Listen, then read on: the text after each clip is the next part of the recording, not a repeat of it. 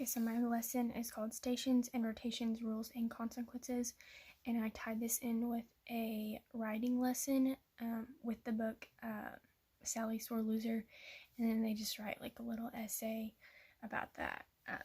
But I'm talking about my my education lesson.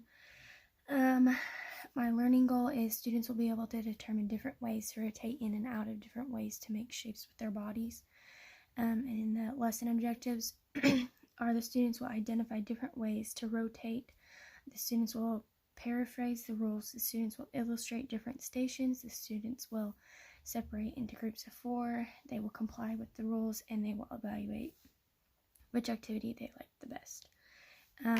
My national standard is 2.7 for physical education. And then my academic standards are hopping, galloping, running, sliding, skipping, leaping, demonstrate mature patterns of locomotor skills, combines locomotor and manipulative skills, and then combines traveling with manipulative skills for execution to a target.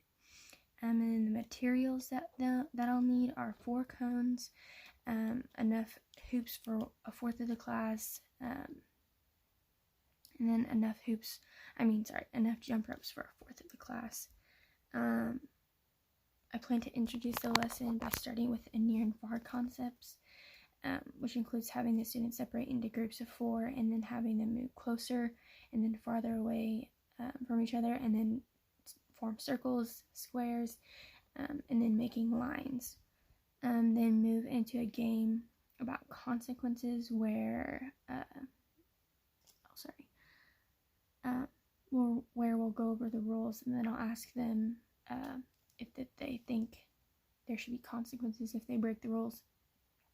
Then I'll separate I'll section off a rectangle with cones, and then there'll be like jump ropes in one corner, balls in the other corner, and then 2 other things in the other 2 corners, and then they'll rotate in each corner until they've gone through each of them, and they'll be separated off into groups, even groups, depending on how many students. And then adjustments, if some of the students don't understand how to do any of the activities, then I'll help them. I'll try to explain it in a simpler way.